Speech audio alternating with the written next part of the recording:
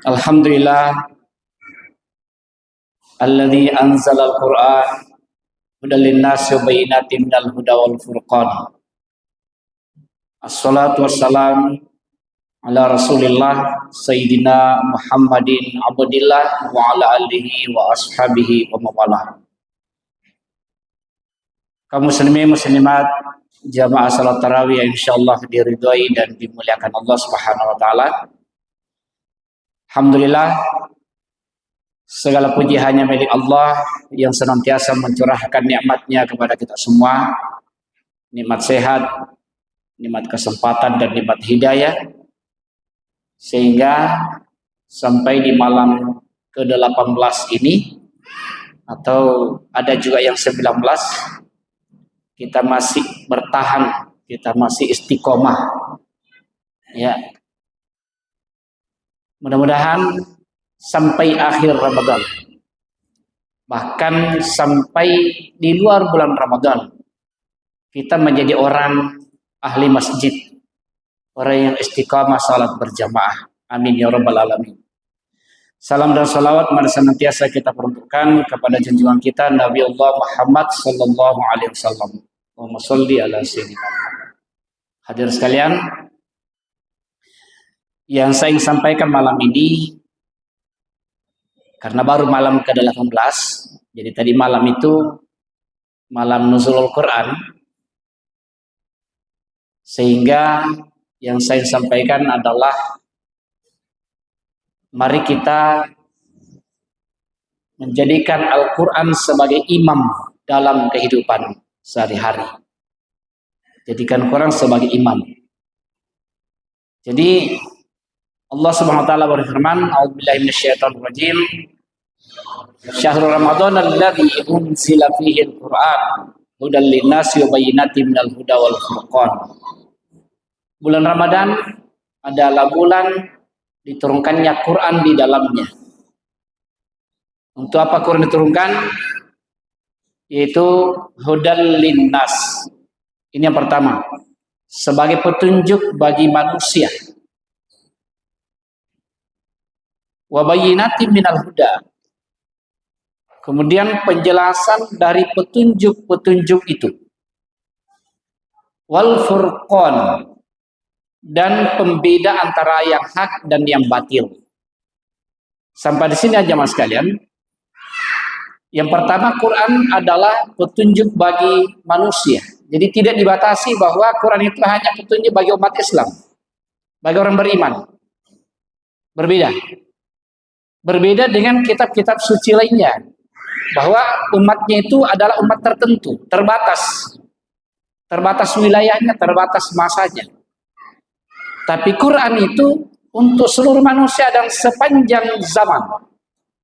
Jadi tidak ada batas waktunya. Kemudian jamaah sekalian, manusia ini memang butuh petunjuk, butuh huda. Kenapa? Tanpa petunjuk, manusia itu jamaah sekalian tidak mampu membedakan mana halal, mana haram. Pasti ada yang dibedakan, dari halal atau dari haram. Mungkin kalau bicara baik dan buruk, kesingkapan dibedakan. Boleh jadi kita tahu membedakan berdasarkan akal sehat. Inne baji, inne kudi. Tapi jangan lagi jamaah sekalian,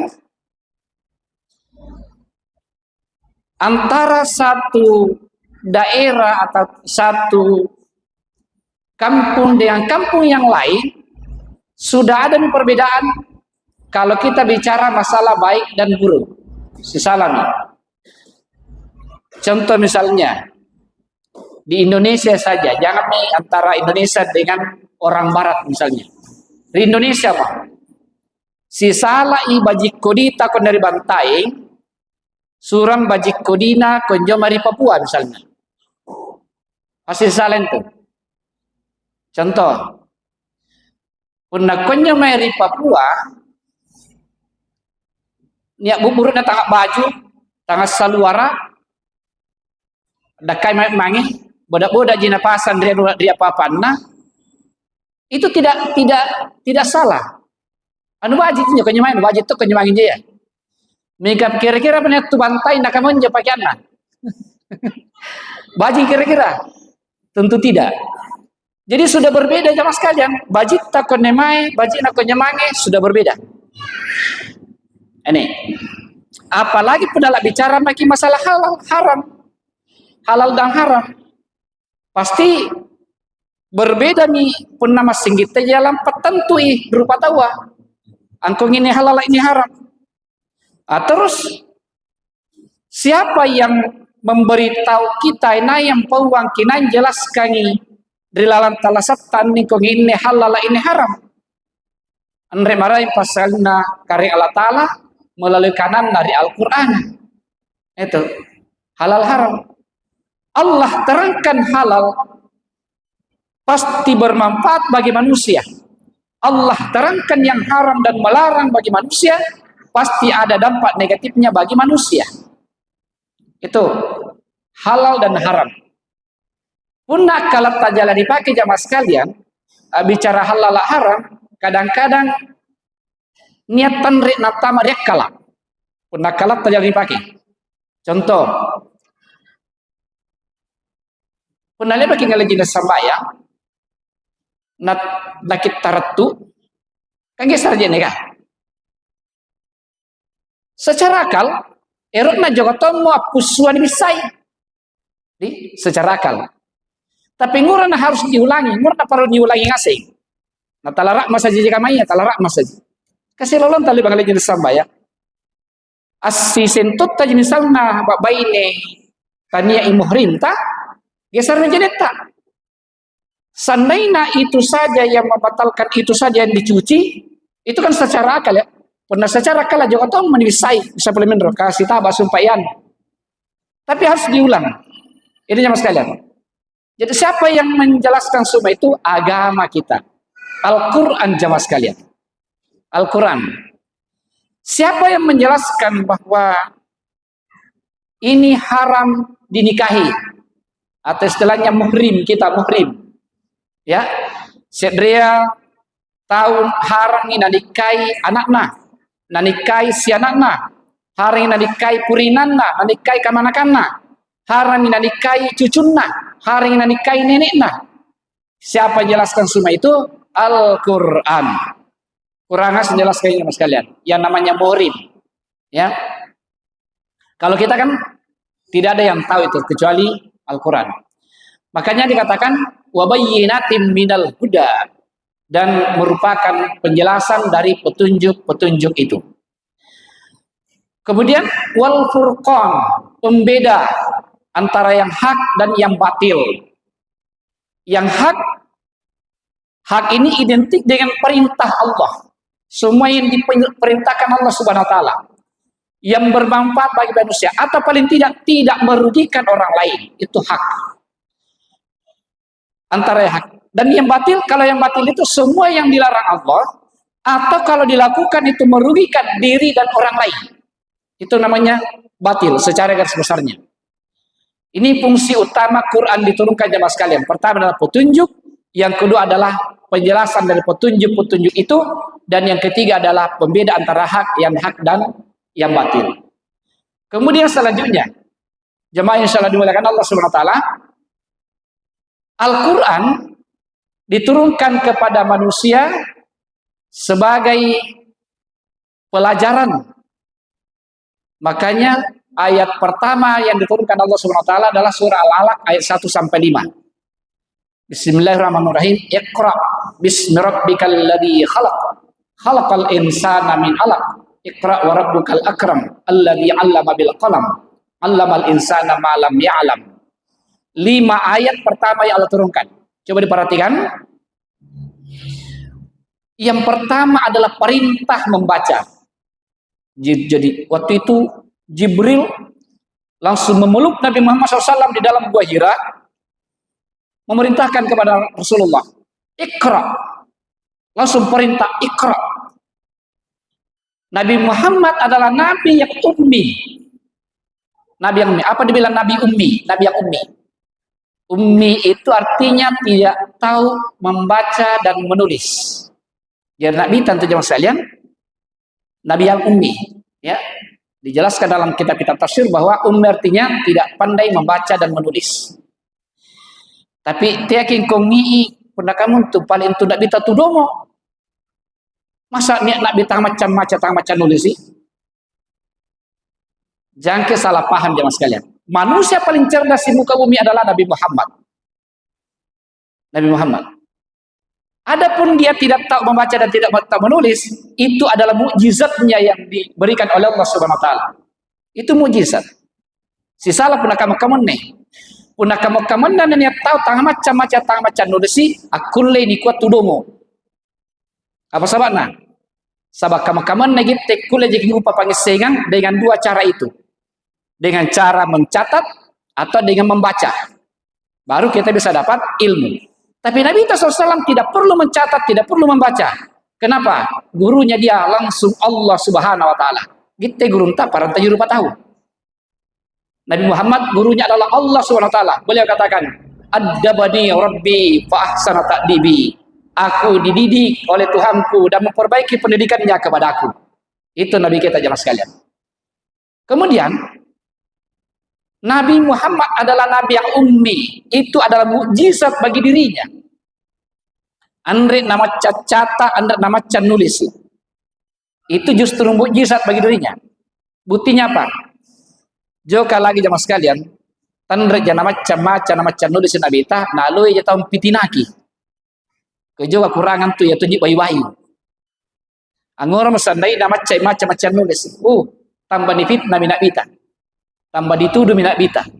Maka untuk menangkis fitnah itu, untuk menangkis tuduhan itu buktinya bagaimana bisa Nabi yang buat Quran sementara dia tidak tahu membaca dan tidak tahu menulis.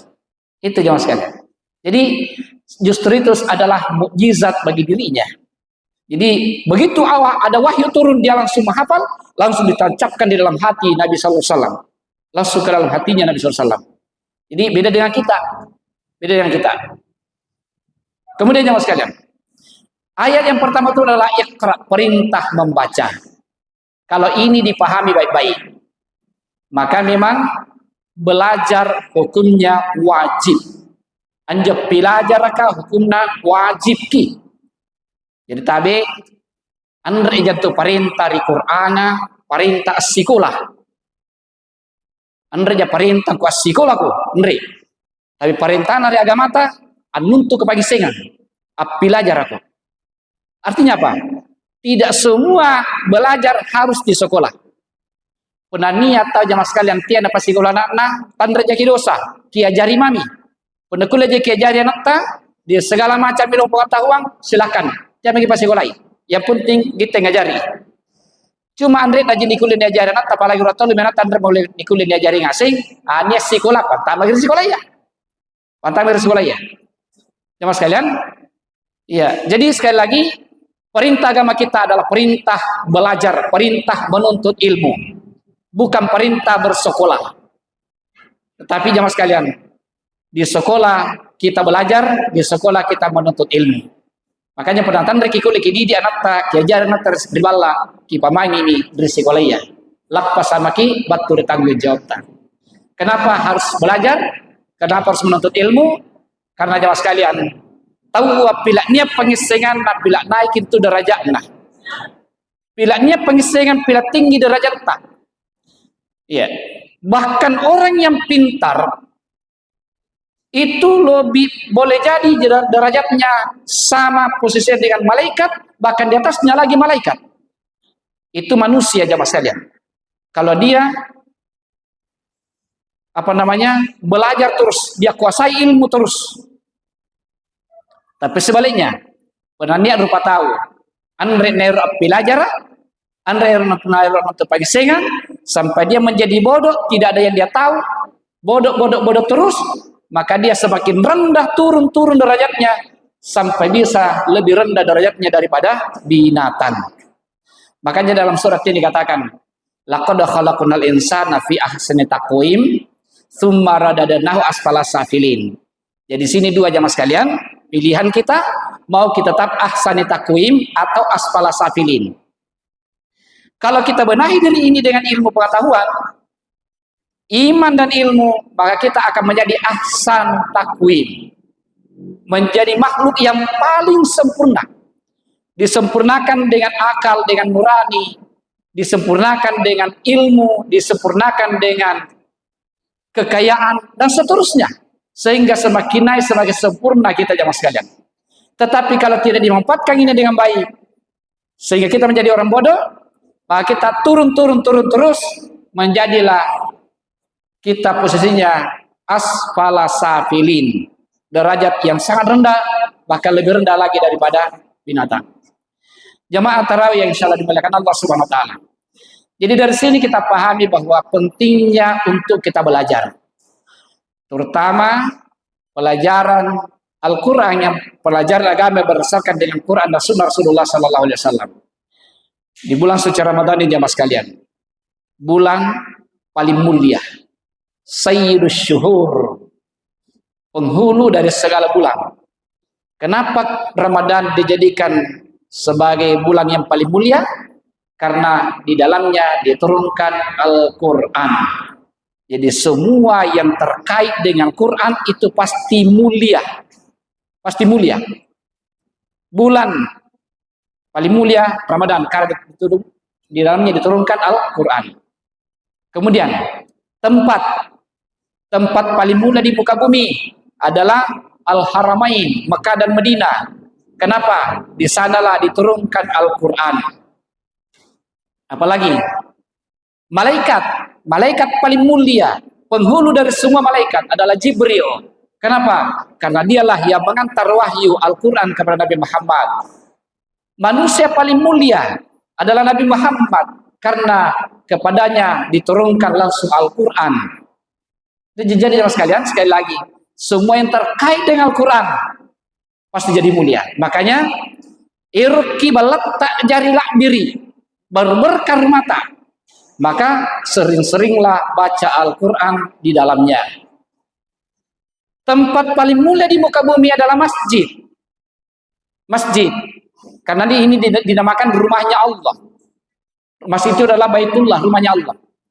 Tempat paling mulia di dalam masjid adalah saf terdepan, imam. Kenapa?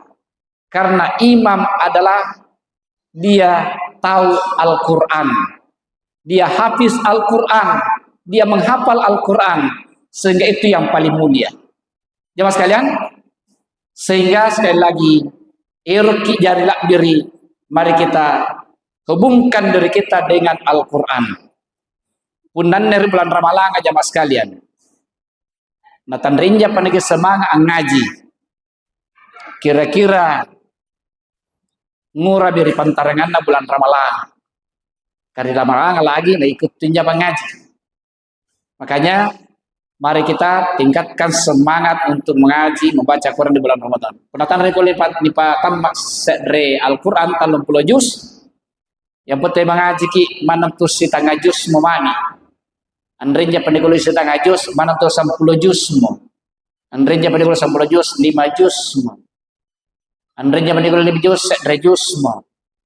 Andrenya pendikul le, joto munia pelikan. Kuluan lama di pakuling-kuling. Anak kan rekoling aja ustaz, murah. Apa taane, reka dulu bacaku. Mana reka? Injo kurang luar biasa yang sekalian kelebihannya. Injo Qur'ana, yang penting yang mentung injo irut tak ngaji. Pernah paling reka naja bacata sampai terulang-ulang misalnya. Misalnya aja mana? Ulaika ala hudan. Setiap bersuara kita dapat pahala. Jadi mana reka bacata tetap tunjuk kita dapat pahala. Itu luar biasanya Quran. Jadi membaca dapat pahala. Anda sedikit sengaja, anda nonton kita sengaja, buta mantoy bacaku. Api lang ngirimama kitu ngaji. Gue pagi jadi pahala. Itu tidak ada alasan. Makanya sekalian, kiro besok sana ada balata.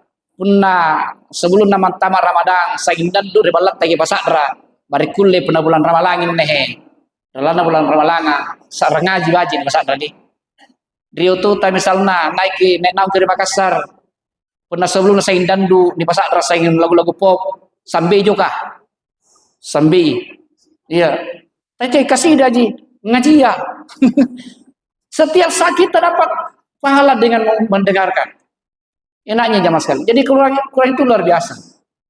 Iya, Quran itu luar biasa. Makanya sekarang ini jamaah sekalian, banyak sekali umat Islam, tapi umat Islam simbolis. Umat Islam labilitas. Maksudnya apa? Umat Islam tapi tidak tahu kitab sucinya. Tidak tahu kitab sucinya. Inilah ketinggalan kita umat Islam. Ya. Umat Islam tidak tahu kitab sucinya, tidak tahu membaca Quran. Liri bila nasin paham, liri bila amalkan. Maca ia lagi nata nasing. Makanya sekalian, saya kira kita semua belum ketinggalan. Mari kita berupaya penapalitannya gitu bari anak tasidi. Penapalitannya gitu ajari habis Quran bari anak tasidi. Penapalitan dari anak ta cucun tasidi. Barinya tunjak kule doakan kita mas sekalian. Ang baca Quran pun mati salah insyaallah. Saya kira inilah barangkali yang saya sampaikan. Ya kesimpulannya adalah mari jadikan Al-Quran sebagai imam. Apa maksudnya menjadikan Quran sebagai imam? Anjo puna imam jamaah sekalian ni pinawang itu. Ni pinawangi. Puna imam rokok, makmum rokok to. Imam sujud, makmum sujud to. Mana sedit tudat tulu juga imam apa tak kalaya menisepakati harus kini pinawang. Tidak boleh mentang-mentang gitu rebo kotunya pangkata are katu kalau menyangki daleka jari imam taudat tulu naku hinjali daleka imam Allahu Akbar ruku tayar ruku ya napa ruku ton juga kau masa kalau dipinawang tidak boleh begitu. Jadi imam harus diikuti. Makanya kalau Quran ini kita jadikan imam harus diikuti. Kalau Quran mengatakan haram kita juga bilang haram. Quran mengatakan halal, kita juga bilang halal. Itu baru kita menjadikan Quran sebagai imam. Dan salah satu pertanyaan nanti di dalam kubur adalah ma imamuka. Itu nanti pertanyaan itu. Ma imamuka. Apa imammu? Siapa imammu? Jawabannya nanti Al-Quranu imami. Quran adalah imamku. Makanya buktikan Quran ini imamku. Kita haramkan apa yang diharamkan Quran dan menghalalkan apa yang dihalalkan Al-Quran. Karena Nabi katakan, ma'amana bil Qur'ani manistahalla maharimahu.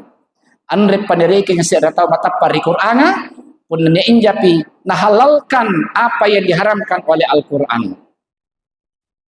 Sekarang ini yang saya sampaikan. Mudah-mudahan kita semua betul-betul bermakmum pada Quran. Beriman dan berimam kepada Al-Quran insyaallah. Insyaallah kita semua selamat dunia akhirat. Amin ya rabbal alamin. Billahi taufiq wassadah. Allahumma fiqilaka min tariq. Assalamualaikum warahmatullahi wabarakatuh.